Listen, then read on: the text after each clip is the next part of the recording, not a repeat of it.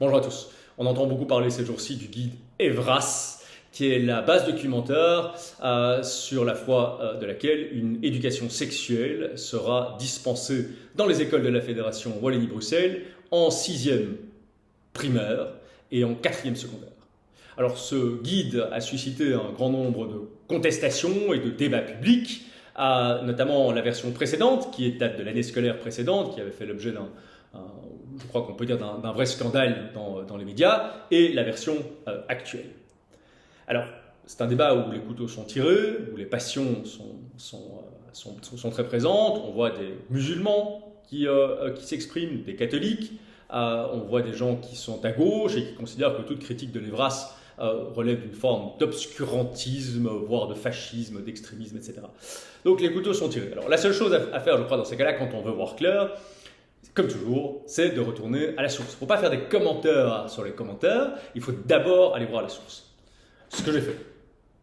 C'est quand même intéressant. Si les gens s'énervent à un tel point, il y a peut-être certaines raisons, ou au contraire aucune. Et à ce moment-là, ceux d'en face, disons la gauche Wallonne, a de bons motifs de se scandaliser. Alors j'ai été lire la première version, donc celle qui date de l'année scolaire précédente du guide en question, publiée donc, et la version qui a été publiée maintenant plus récemment. Quel est mon sentiment? Un petit mot d'introduction peut-être avant de vous donner mon sentiment sur le fond. J'ai lu dans la presse que certains,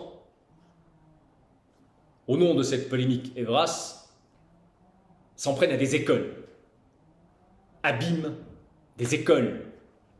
Alors, je voudrais leur dire, de manière tout à fait pacifique, plus stupide, tu meurs.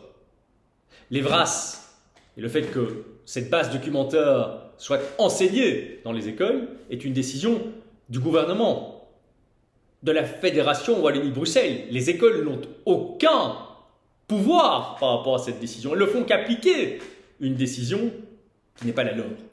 Donc, s'en prendre à des écoles est au-delà de la stupidité. Okay? C'est totalement inacceptable, évidemment, dans son principe, mais ici, en plus, c'est au-delà de la stupidité. C'est complètement se tromper d'interlocuteur. Bien.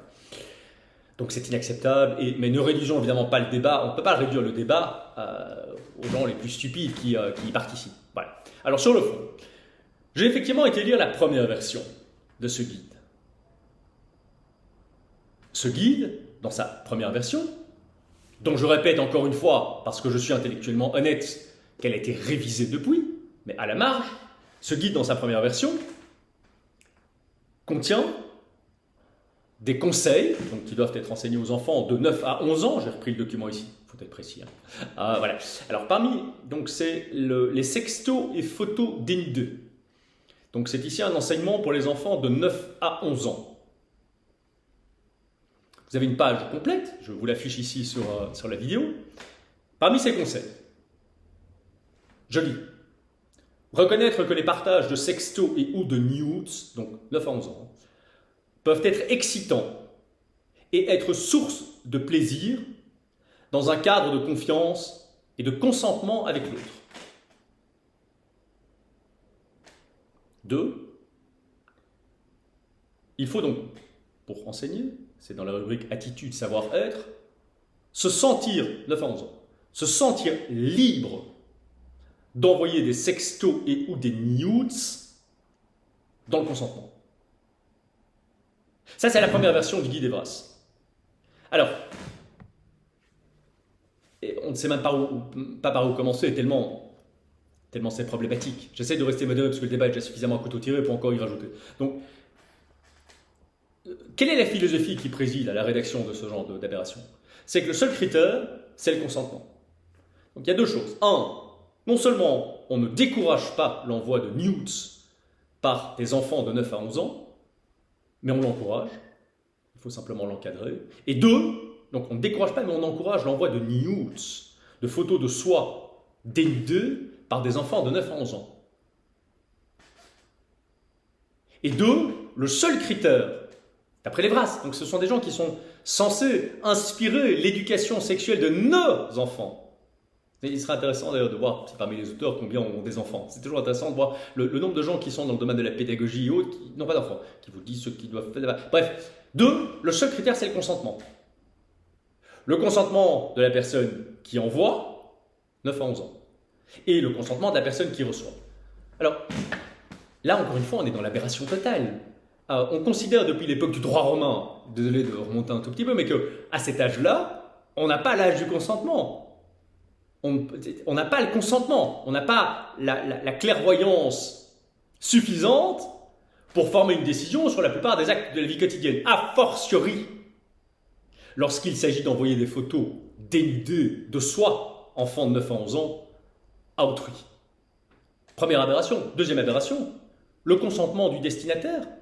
Le consentement du destinataire. Alors tout va bien. Mais quid si le destinataire est un homme de 62 ans? Il n'y a aucune limite. C'est censé être un guide d'enseignement. Donc il faudrait peut-être aborder la question de la limite. Quelle est la limite d'âge? Est-ce que l'idée d'envoyer un nude pour un enfant de 9 ans à un homme de 62 ans n'est pas problématique, non? Du moment qu'il y a du consentement, ah oui, le pervers va consentir. Bien sûr que le pervers va consentir, par définition.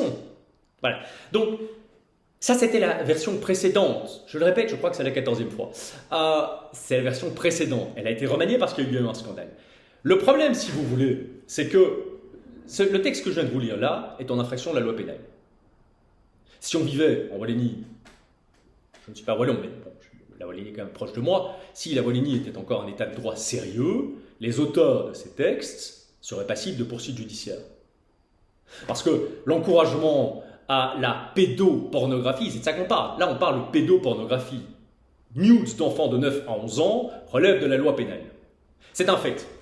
Le problème, c'est que la logique qui préside à la rédaction de ce type de texte est évidemment la logique qui préside à l'ensemble de la démarche d'Evras. Alors, il n'y a pas que de mauvaises choses. Vous savez, on dit beaucoup, les critiques, ce sont des musulmans, des catholiques. Moi, je suis agnostique. Je suis ni musulman, ni catholique.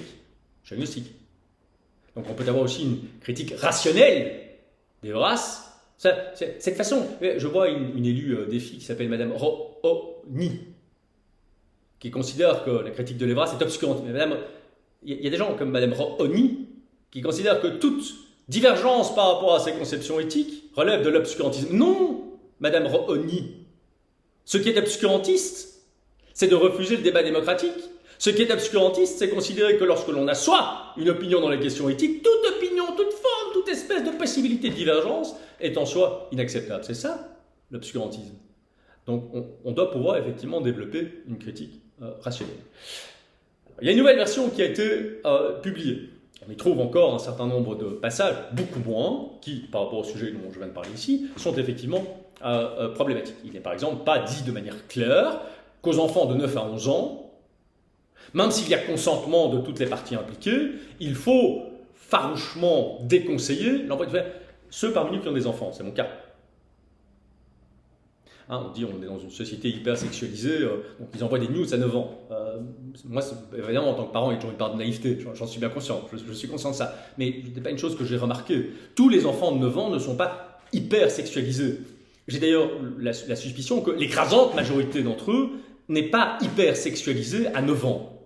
C'est mon expérience de peur, voilà, on peut avoir des expériences divergentes évidemment, mais ce n'est pas mon vécu, ce n'est pas mon sentiment, et autour de moi, je n'ai jamais entendu parler. En réalité, autour de moi, je fréquente beaucoup de gens, parce qu'il y a beaucoup de gens que je connais, et avec lesquels je travaille, qui travaillent pour moi, etc. Donc au total, je n'ai jamais entendu, mais pas un cas, pas un, qui me dise j'ai un fils ou une fille de 9 ans qui envoie des nudes de lui ou d'elle-même à des étrangers, ou à des amis, ou à quoi que ce soit. Jamais, pas un cas. Donc c'est pas comme si on parlait d'une demande sociale pressante, d'une forme d'urgence dans la société. Alors, dans sa version actuelle, effectivement, le guide reste problématique, même si on en a élagué, je dirais, les passages les plus outranciers, les plus relevant manifestement, effectivement, comme je le disais, de la loi pénale. La difficulté, c'est que cette philosophie qui irrigue l'ensemble de la démarche Evras, je vais vous mettre ici l'extrait d'un article Evras, ils prétendent, parce que ce n'est qu'une étape, La gauche et l'extrême gauche en particulier procèdent toujours par étapes. Ils prétendent finalement la généraliser à l'ensemble. Leur vision idéale, c'est le terme qu'ils utilisent, c'est de généraliser cet enseignement à l'ensemble du parcours scolaire. Donc de l'éducation sexuelle, de leur conception de l'éducation sexuelle, depuis la gardienne jusqu'à la fin de l'enseignement secondaire. Depuis la gardienne,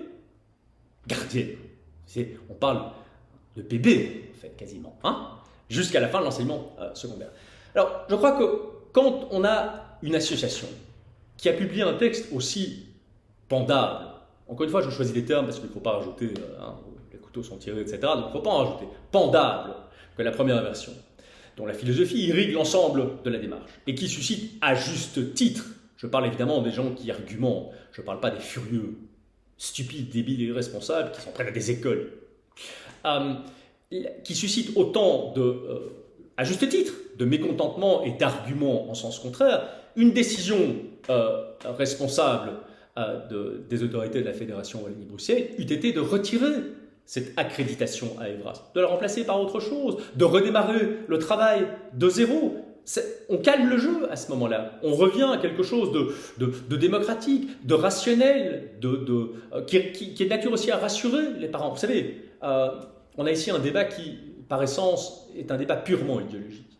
Il s'agit de satisfaire des clientèles idéologiques très localisées et en même temps de se faire plaisir, parce que la gauche, l'extrême gauche, du côté, la Wallonie est une exception en Europe. Dans la plupart des pays d'Europe et des régions d'Europe, on a un débat politique qui est équilibré. Du côté wallon, c'est très peu le cas. La gauche et l'extrême gauche dominent totalement le débat public, et donc là, quelque part, elle se fait plaisir avec ça. On est là vraiment dans la ligne des travaux, je ne vais pas vous embêter avec les détails, mais des travaux universitaires américains, essentiellement, les plus à l'extrême gauche du spectre politique. Cette démarche Evras s'inscrit complètement dans c'est clair. Donc c'est une façon de se faire plaisir. Est-ce que la Wallonie va tellement bien? Est-ce que l'enseignement wallon, l'un des plus chers d'Europe, l'un des moins performants, ce sont des faits documentés par les études PISA, etc.